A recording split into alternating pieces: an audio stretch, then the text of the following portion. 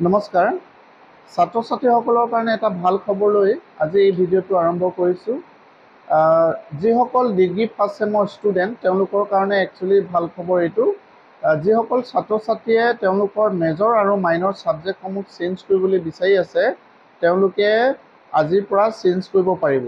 ঠিক আছে, গভৰ্ণমেণ্টৰ এখন নটিফিকেশ্যন আহিছে আৰু সেই নটিফিকেশ্যনত কোৱা হৈছে যিসকল ছাত্ৰ ছাত্ৰীয়ে মেজৰ আৰু মাইনৰ ছাবজেক্টসমূহ চেঞ্জ কৰিব বিচাৰিছে সেই তেওঁলোকে আজিৰ পৰা চেঞ্জ কৰিব পাৰিব। ঠিক আছে, এই মেজৰ আৰু মাইনৰ ছাবজেক্টসমূহ কেনেকৈ চেঞ্জ কৰিব লাগিব মই দেখুৱাই দিম আপোনালোকক, নটিফিকেশ্যনখনো আপোনালোকক দেখুৱাম, কিন্তু তাৰ আগতে কেইটামান কথা জানি ল'ব লাগিব। যিজন ছাত্ৰ বা ছাত্ৰীয়ে যিগৰাকী ছাত্ৰীয়ে মেজৰ ছাবজেক্ট চেঞ্জ কৰিব বিচাৰিছে তেওঁ প্ৰথমতে কনফাৰ্ম হ'ব লাগিব যিটো ছাবজেক্টত তেওঁ চেঞ্জ কৰিব সেই ছাবজেক্টত চিট আছে নাই প্ৰথমতে চাব লাগিব। ঠিক আছে, আৰু যদি সেই ছাবজেক্টত চিট এভেইলেবল আছে তেতিয়া সেই ছাত্ৰ বা ছাত্ৰীগৰাকীয়ে সেই ছাবজেক্টত মেজৰৰ কাৰণে মেজৰ চেঞ্জ কৰিবৰ কাৰণে এপ্লাই কৰিব পাৰিব। ঠিক আছে, আৰু ছাত্ৰ ছাত্ৰীসকলে নিজে সমৰ্থত মেজৰ বা মাইনৰ ছাবজেক্টটো চেঞ্জ কৰিব নোৱাৰে, সেইটো কৰিব কলেজত। গতিকে ছাত্ৰ ছাত্ৰীসকলে কাৰোবাৰ যদি মেজৰ আৰু মাইনৰ কিবা চেঞ্জ কৰিবলৈ থাকে তেতিয়া কলেজত এখন এপ্লিকেশ্যন দিব লাগিব।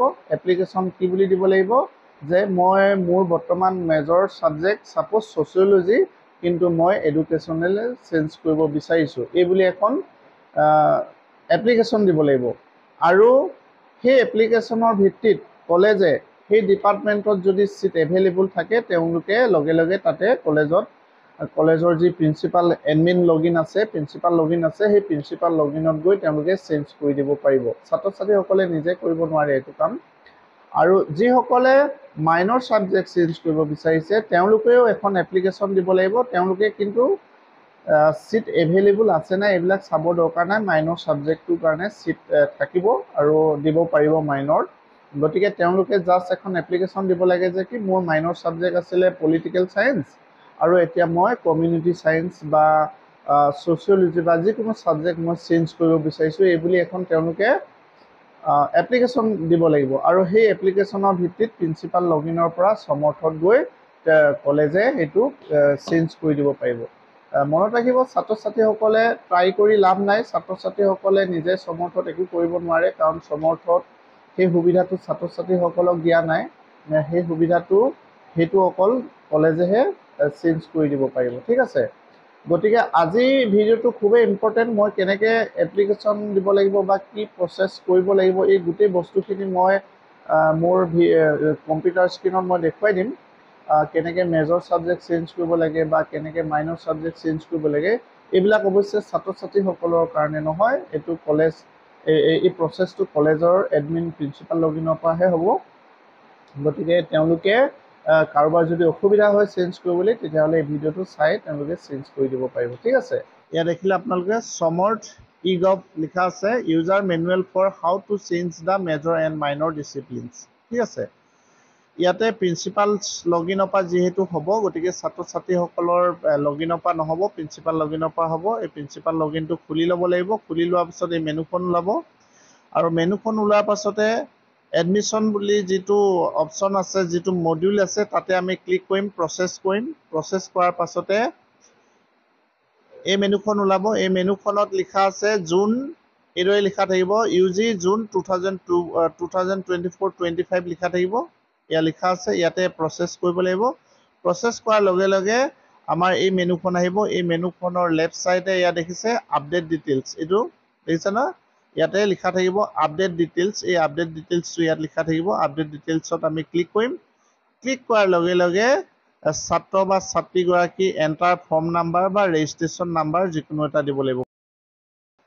তেওঁলোকৰ এনৰলমেণ্ট নাম্বাৰ বা ফৰ্ম নাম্বাৰ দিব লাগিব। ঠিক আছে, ৰেজিষ্ট্ৰেশ্যন নাম্বাৰ বুলি কৈছে, এই নাম্বাৰটো দিব লাগিব। ইয়াতে নাম্বাৰটো দি দিয়াৰ লগে লগে ইয়াতে ছাবমিট কৰিব লাগিব। ঠিক আছে, ছাবমিট কৰাৰ লগে লগে সেইগৰাকী ছাত্ৰ বা সেইগৰাকী ছাত্ৰীৰ এডমিশ্যন ফৰ্মখন, এপ্লিকেশ্যন ফৰ্মখন ওলাই আহিব। এডমিশ্যন স্কিমটো আহি যাব এইদৰে। ইয়াতে এডমিশ্যন স্কিম বুলি এটা আছে অপশ্যন, এই এডমিশ্যন স্কিমত গৈ ক্লিক কৰিব লাগিব আমি। ক্লিক কৰাৰ পাছতে ইয়াত লিখা আছে step 9 here's principal can change the major first minor of the already admitted applicants অৰ্থাৎ যিসকল ছাত্ৰ ছাত্ৰী already admitted হৈ থকা ছাত্ৰ ছাত্ৰীসকলৰ মেজৰ আৰু ফাৰ্ষ্ট মাইনৰ সাবজেক্টটো ইয়াতে চেঞ্জ কৰিব পাৰিব ঠিক আছে আৰু ইয়া দেখিছে অপচনটো এইটো ইয়াতে আমি চেঞ্জ কৰিম প্ৰথমতে ইয়াতে গৈ আমি ক্লিক কৰিব লাগিব ড্ৰপ ডাউন মেনুখন আহিব তাতে আমি সিলেক্ট কৰি সাবজেক্টটো আমি ভৰাই দিব পাৰিম ঠিক আছে আৰু ঠিক তেনেকৈ মাইনৰ সাবজেক্টটো ইয়াতে চেঞ্জ কৰিব পাৰি এইটো মাইনৰ সাবজেক্ট ইয়াতে চেঞ্জ কৰি দিব পাৰিম আৰু 11 ষ্টেপত আছে if principal wants to update the hostel details from the option আৰু হোষ্টেল ডিটেইলছৰ যদি কিবা ভৰাব থাকে অৱশ্যে হোষ্টেল ডিটেইলছৰ হোষ্টেল মডিউলতো ভৰাব পাৰি ইয়াতো অপশ্যন থাকিব যদি এপ্লাইড ফৰ হোষ্টেল কৰিব পাৰে মানে ছাত্ৰ ছাত্ৰীসকলে প্ৰথমে হোষ্টেল এপ্লাই কৰা নাছিলে কিন্তু এতিয়া তেওঁলোকে এপ্লাই কৰিব বিচাৰিছে তেতিয়া এপ্লাইড ফৰ হোষ্টেল ইয়াতে ভৰাই দিব পাৰি ঠিক আছে তাৰপিছতে লাষ্ট 12 নম্বৰ ষ্টেপত লিখা আছে after the changing major and minor details then click on the submit button এতিয়া দেখিলে মেজৰ আৰু মাইনৰ সাবজেক্টটো চেঞ্জ কৰাৰ পাছতে সাবমিট বুটাম ক্লিক কৰিব লাগিব ইয়াত সাবমিট লিখা আছে আৰু সাবমিট বুটামটো ক্লিক কৰাৰ লগে লগে বা সাবমিট কৰাৰ লগে লগে আমাৰ ছাত্ৰ বা ছাত্ৰীগৰাকীৰ মেজৰ আৰু মাইনৰ সাবজেক্টটো চেঞ্জ হ'ব ঠিক আছে গতিকে এয়াই আছিল আজি ভিডিঅ'টো নিশ্চয় আপোনালোকে চাই উপকৃত হ'ব সকলোলৈ শুভেচ্ছা থাকিল ধন্যবাদ